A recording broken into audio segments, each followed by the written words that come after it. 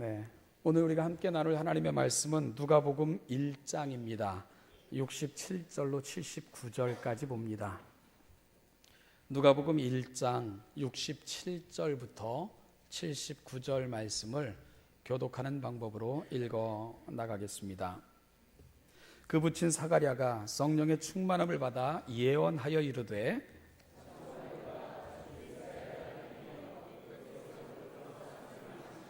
우리를 위하여 구원의 뿔을 그 종 다윗의 집에 일으키셨으니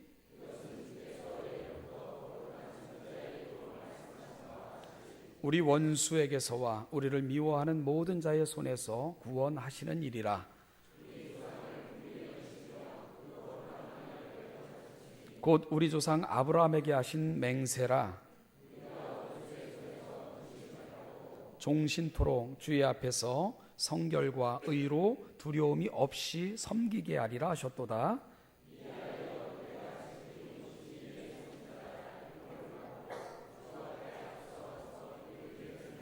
주의 백성에게 그 죄사함으로 말미암는 구원을 알게 하리니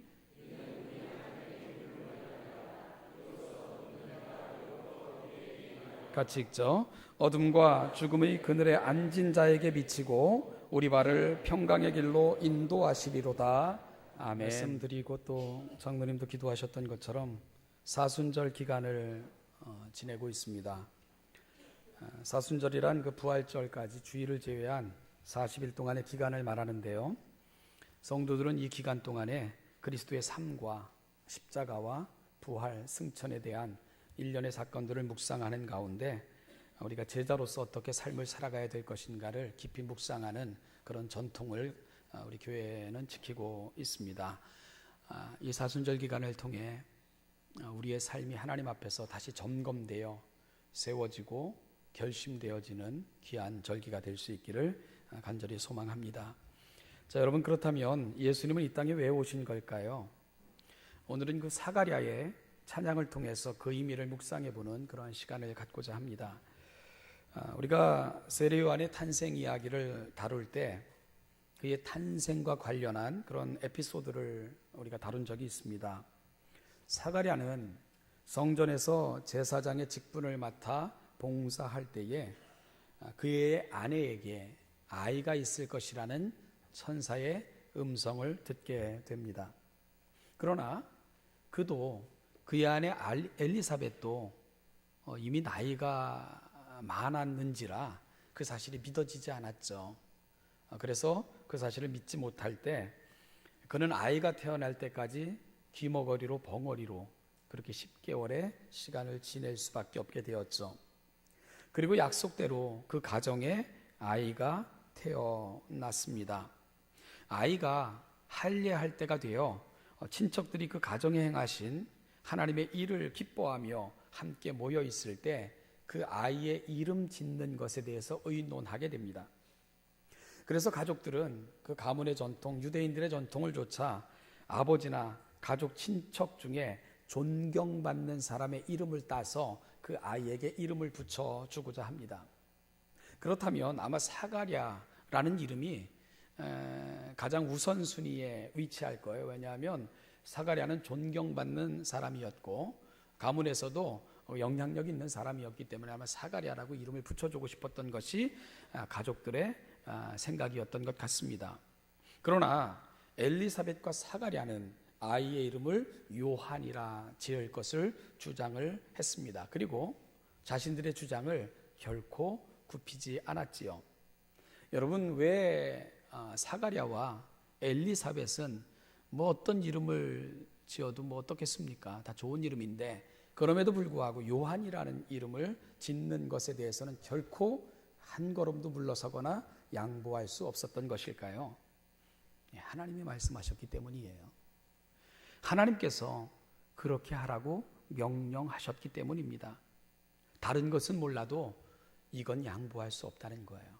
하나님의 말씀이기 때문에, 그분이 원하시는 것이기 때문에 말씀이 그들의 삶에 임한 거예요.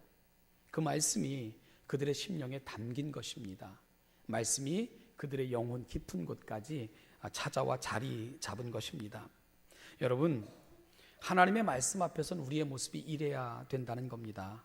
다 양보하고, 다 이해하고, 다 손해봐도 진리에 대해서는 결코 양보할 수 없는 삶, 이것이 은혜 받은 사람들, 말씀을 경험한 사람들, 하나님의 말씀이 담겨진 사람들의 삶의 모습이라는 거죠. 바로 사가랴와 엘리사벳은 그 모습을 보여주고 있는 것입니다. 자, 그래서 사가랴와 엘리사벳의 뜻대로 아이의 이름을 요한이라고 짓게 됩니다. 그러자 사가랴의 입이 곧 열리고 혀가 풀리게 되죠. 그리고 입이 열리고 혀가 풀렸을 때에 사가랴가 한 첫 번째 행동은 그 위대하신 일을 이루신 하나님을 찬양하는 일이었습니다. 그리고 오늘 그가 들려준 찬양이 우리가 읽은 본문이 되는 겁니다. 교회사에서는 사가랴의 찬송시를 베네딕투스라고 이렇게 이름을 붙여놨고요.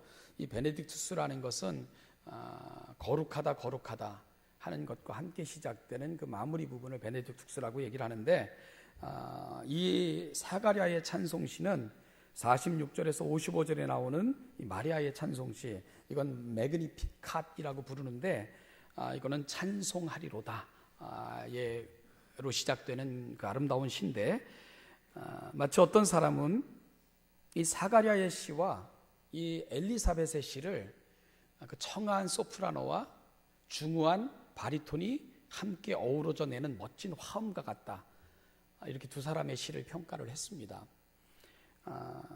마리아의 찬송은 아름답고 깊고 고요하며 사가랴의 찬송은 웅장하고 거대합니다. 이 시가 함께 어우러져 하나님이 이 땅에 펼치실 놀라운 구원의 은혜가 아름다운 하모니처럼 들려지고 있다는 거죠. 그 감동을 그 두 사람의 시를 통해 우리가 경험하고 있다는 거예요. 요즘 우리가 많이 부르는 이게 찬송시를 보면 누구도 그런 얘기를 하던데, 굉장히 감성적이고 그리고 인간의 감성을 터치하는 정도의 노래들이 굉장히 많다는 것을 이렇게 보게 됩니다. 인간의 작은 경험들을 노래하는 것으로 그치고 있는 그런 찬양이 많아요. 이런 류의 찬양이 무의미하다는 건 아닙니다. 나름대로 의미가 있죠. 그리고 어느 정도는 신앙의 유익을 위해 좋습니다.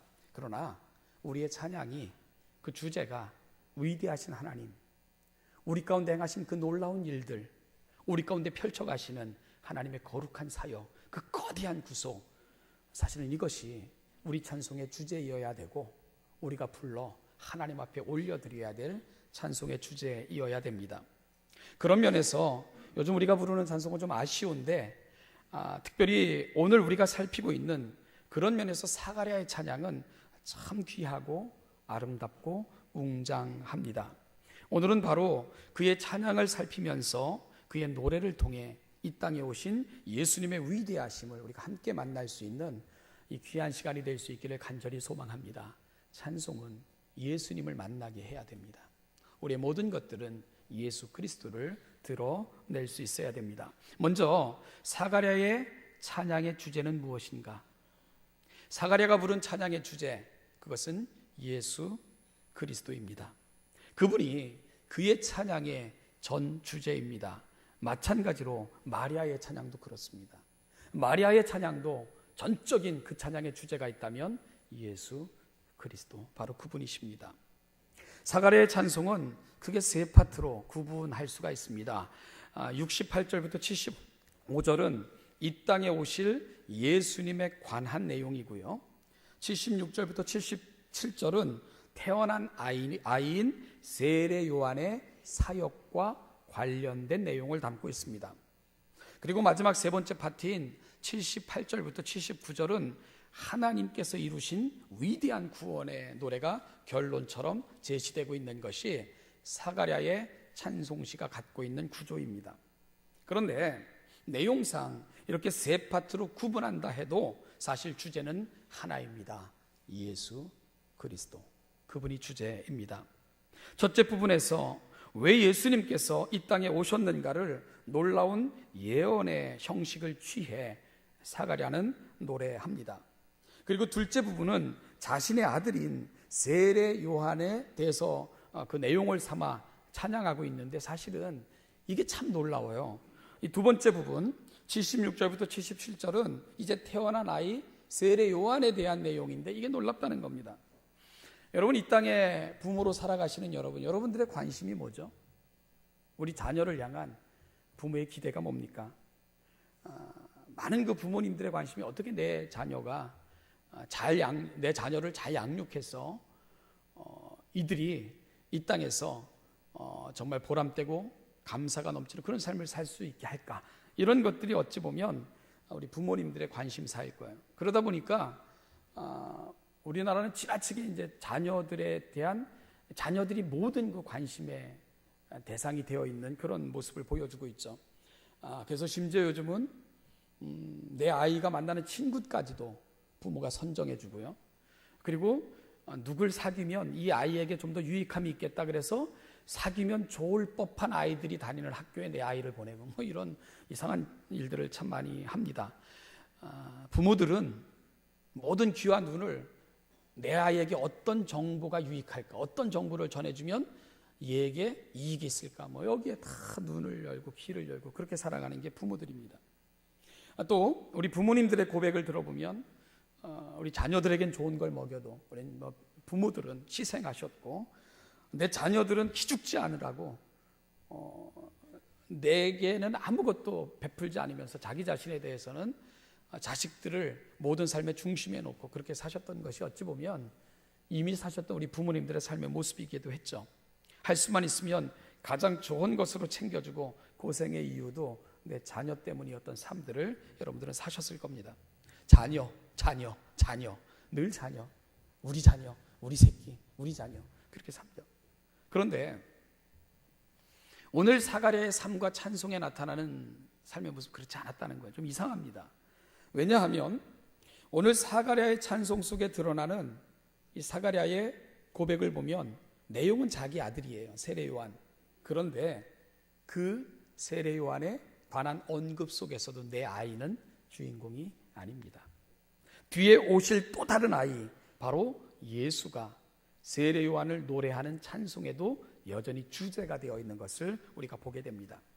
자신의 아들이 이 땅에 온 이유, 그의 삶의 목적이 있다면 바로 뒤에 올 그 아이의 길을 예비하고 백성들을 그 아이에게로 인도하는 것, 그것이 내게 주신 내 사랑하는 아이의 목적이다. 그리고 그가 이 땅에 온 이유다. 사가랴는 그렇게 밝히고 있다는 것입니다. 여러분 놀랍지 않나요? 여러분 같으면 여러분 가정에 오랜 기다림과 약속 끝에 한 아이가 태어났는데 그 아이의 존재 이유가 다른 아이, 아직 태어나지 않는 그 아이에게 그 아이의 존재 이유가 있고 목적이 있다고 노래하기가 쉽냐? 그런 이유입니다. 그런데 사가랴는 그렇게 노래하는 거예요. 그런데 여러분 이것이 얼마나 놀라운 결과를 가져오는지 우리가 이해해야 돼요. 바로 그 부모 밑에서 세례 요한이 사실은 자라나는 거예요. 세례 요한은 사람들 속에 유명할 수 있는 기회가 참 많았습니다. 그가 설교할 때 각지에서 몰려들어 그의 말 한마디에 귀를 기울였어요. 사람들은 심지어 세례 요한이 이 땅에 올 메시아라고 생각을 했고 오실 그이가 당신입니까? 라고 세례 요한에게 많은 사람들은 묻기도 했습니다. 그럴 때 그를 찾아온 사람들, 관심을 갖고 모여든 사람에게 세례 요한이 한 얘기가 뭐죠?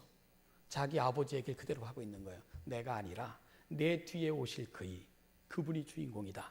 나는 광야에 외치고 사라질 소리와 같은 존재이고 내가 살아가는 삶의 이유가 있다면 예수 그리스도, 그분이 내가 살아가는 이유다. 그렇게 밝히고 있는 거예요. 누구에게서 배운 거예요?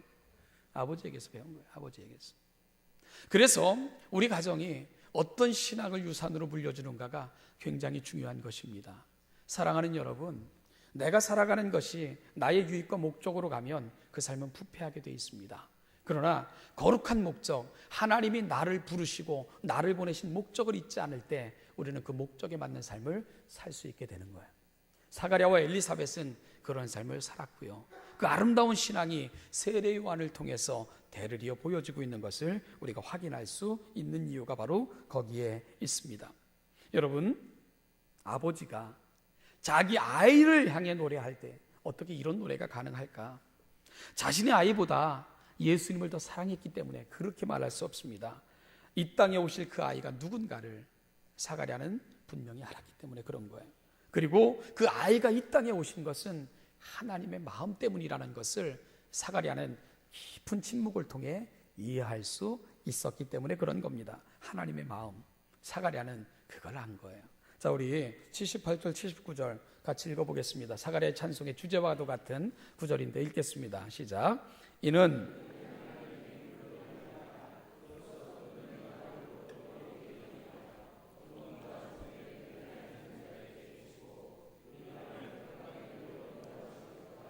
아멘. 우리 하나님의 긍휼로 인함이라. 여러분, 예수님이 이 땅에 오신 것은 예수님 자신 때문에 오신 게 아니에요. 아버지의 긍휼, 사가랴가 그걸 안 거예요. 그러니 우리의 찬송 받으실 유일한 대상은 우리의 구원을 위해 하나님의 긍휼하심을 쫓아 이 땅에 오신 예수 그리스도, 그분이 찬송이어야 되는 것, 나의 찬송이 이유이어야 되고, 내 아들도 찬송의 이유가 있다면 예수 그리스도여야 되고, 그것은 나와 내 아들의 문제가 아니라 온 인류가 이 땅에 부를 찬송의 이유가 있다면 하나님의 긍휼하심, 그 이루신 예수 그리스도, 그분이 맞습니다. 이런 찬양을 사가랴가 하고 있는 것입니다. 돋는 해처럼 우리 가운데 찾아와 어둠과 죽음의 그늘에 앉은 자들을 그 어둠과 죽음의 공포와 그늘에서 건져내시고, 죄와 슬픔과 저주의 아픔 가운데 죽을 수밖에 없는 운명을 안고 태어난 인류를 평강과 은혜의 길로 인도하시고자 이 땅에 오신 예수 그리스도, 그것은 창자가 끊어질 듯 이 세상을 사랑하셨던 하나님의 사랑의 결과였고, 이 땅에 오신 예수 그리스도는 영광을 위해서가 아니라 죽기까지 순종하심으로 이 땅에 그 하나님을 보여주기 위해 오심, 그것이 우리의 찬송 이유이어야 된다. 사가랴는 그렇게 노래하고 있는 것입니다. 나도, 내 아들도, 온 인류는 이 하나님의 위대하심 앞에, 이 이르르신 예수 그리스도 앞에 마땅히 경배하며 무릎 꿇어야 되는 거다. 이것이 바로 사가랴 찬송의 주제입니다.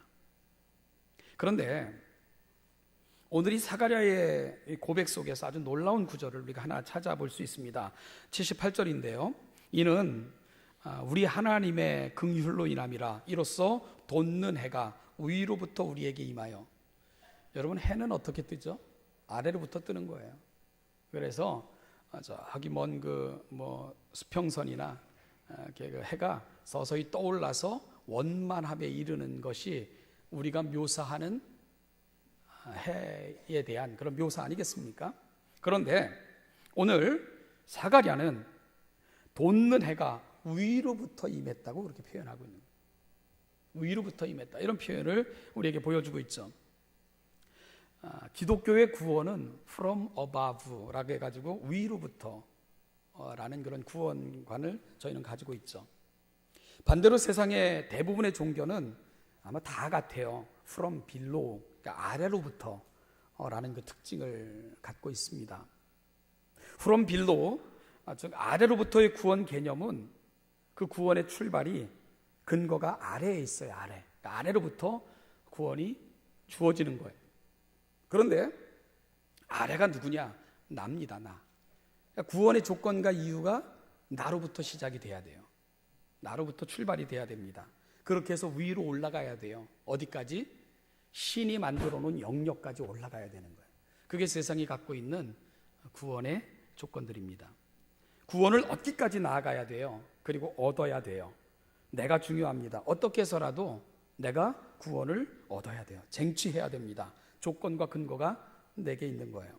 내 수준, 내 행함, 깨달음, 이런 것들이 내가 누릴 구원의 근거와 조건이 됩니다. 여러분, 이런 구원관을 여러분 가지고 있다면 어떻게 될까요?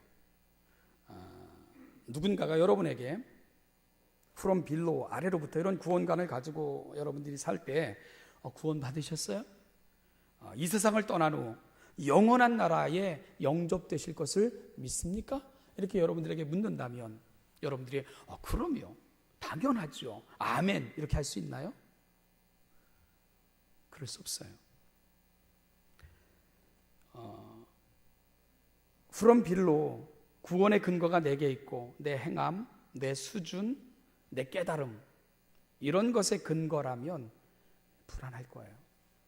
그리고 혹시 내가 그것에 이르지 못할까 죽는 순간까지 우린 초조하게 살 것입니다.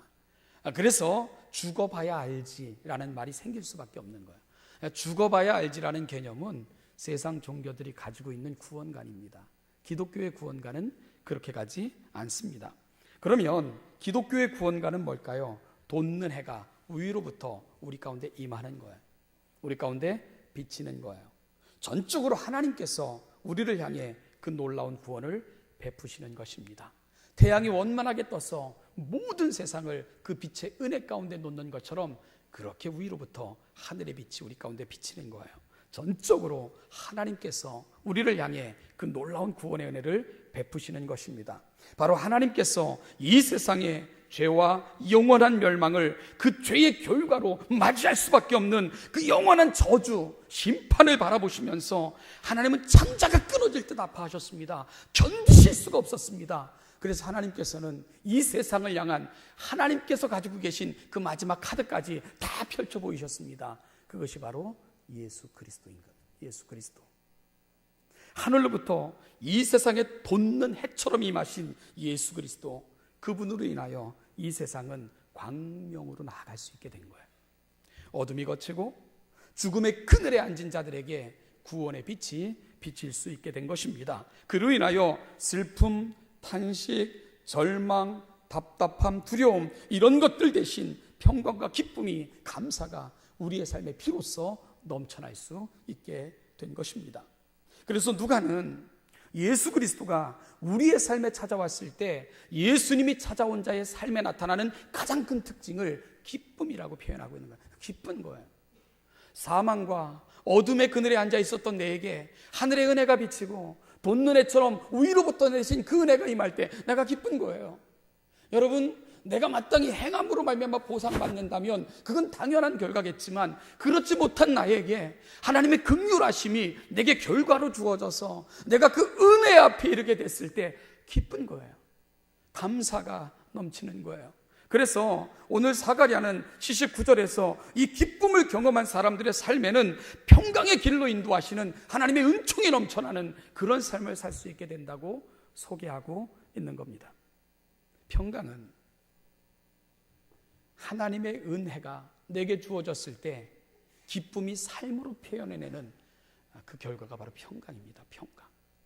하나님과 화목하고 그로 말미암아 이 세상 속에 내가 누리는 기쁨이 너와 나의 삶 속에서 나타나는 삶의 모습, 그게 바로 평강이라고 사가랴는 소개하고 있는 것입니다. 예수 그리스도가 우리 삶 가운데 찾아오면 기쁨이 임해요. 그리고 기쁨의 은혜를 경험한 사람들이 살아가는 모습이 바로 평강인 것입니다. 이 기쁨과 평강이 우리 모든 신혼여도 함께 성도님들의 삶 속에도 찾아오시기를 주님의 이름으로 축복합니다. 여러분, 예수 그리스도를 여러분의 삶에 초청하세요. 내가 깨닫고 행함으로 누리는 것이 구원이 아니라 위로부터 우리에게 비치시는 그 은혜의 해 가운데로 들어가시고 성령 하나님으로 말미암아 그 은혜가 임하게 해달라고 기도하세요. 그래서 우리 신원여단교회 모든 성도들은 진정한 기쁨과 평강을 경험하며 살아가시는 복된 인생들 되시기를 주님의 이름으로 간절히 축복합니다. 오늘 사가랴의 노래 앞부분을 우리가 좀 살펴보며 말씀을 마무리하려고 하는데요. 여러분, 성령의 충만함을 입어 구체적으로 이 땅에 오신 아기 예수에 대해서 그럼 사가랴는 어떻게 예언하고 있는가? 첫째로요, 이 땅에 오신 아기 예수는 하나님께서 자기 백성을 돌보셨던 표라고 그렇게 소개하고 있습니다. 68절 말씀입니다. 찬송하리로다 주 이스라엘의 하나님이여 그 백성을 돌보사 속량하시며. 돌아보셨다는 말이 뭡니까? 찾아오셨다는 거예요.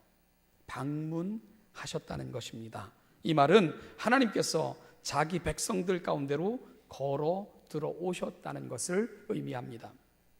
우리가 이 말을 잘 이해하려면 사실은 출애굽기 3장으로 가야 되는데요. 이 출애굽기 3장 7절부터 10절 말씀을 보면 이런 말씀이 있습니다. 시간상 제가 읽을게요.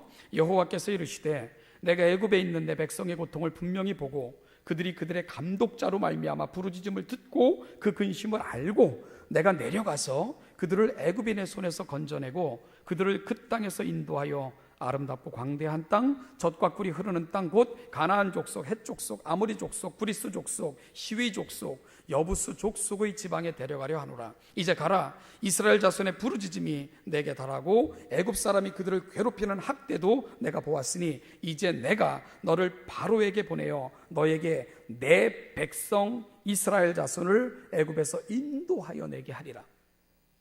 여러분, 출애굽의 영웅이 누굽니까? 지금도 사람들은 그래서 모세를 존경해요. 그러나 유대인들은 성경을 잘못 해석하는 거죠. 출애굽의 영웅은 모세가 아니라 하나님 자신이십니다. 오늘 애굽으로 가겠다고 말씀하시는 건 모세야 네가 가서 해보라 그렇게 말씀하시지 않아요. 내가 가겠다고 말씀하세요. 그럼 모세의 역할은 뭡니까? 하나님이 오실 거다. 너 혼나지 말고 항복하라. 그것 전하기 위해 모세가 가는 거예요. 여러분, 모세가 자기 능력으로 이스라엘 백성 구원하는 거 아니에요. 하나님이 직접 가신다고. 그런데 하나님이 직접 가실 수밖에 없는 이유를 밝히시는데 그게 내 백성이기 때문이라는 거예요. 하나님의 귀는 늘 내 백성에게 열려 계셔서 그들의 부르짖음을 들었고요. 하나님의 눈은 내 백성에게 고정되셔서 그들의 고통을 보셨고, 그래서 하나님께서는 그들이 어떤 삶 가운데 있는 것을 아셔서 내가 그들 가운데 내려가서 내 가슴으로 안고, 여러분 데려가려 한다는 표현이 가슴에 안고 실어놔야 된다 그런 뜻이에요.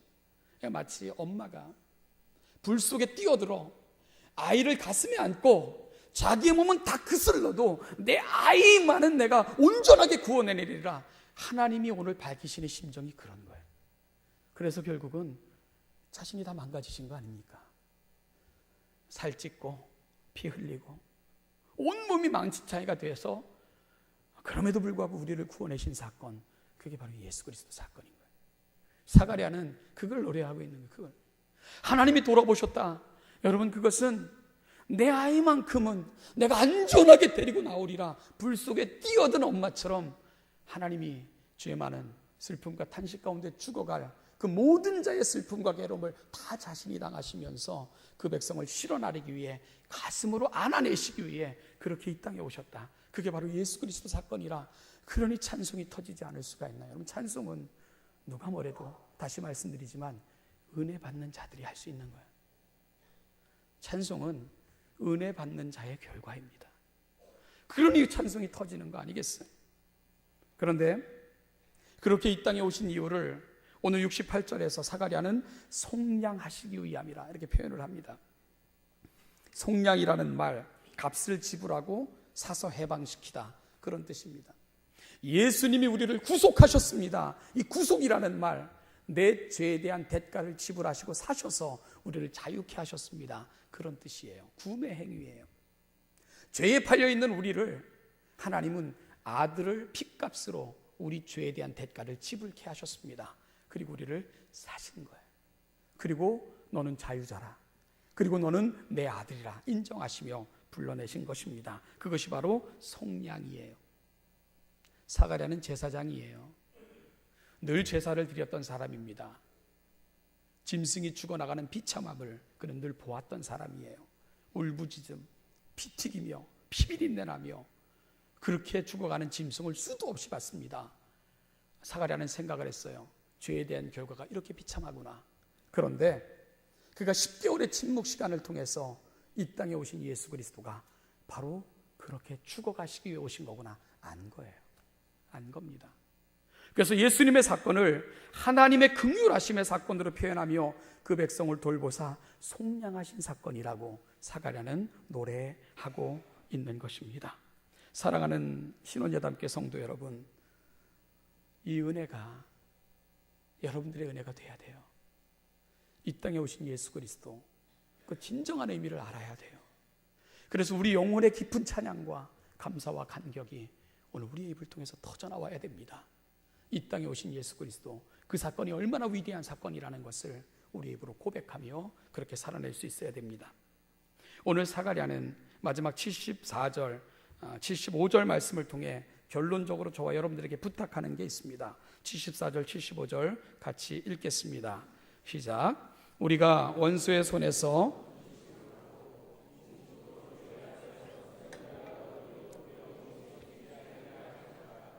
아멘.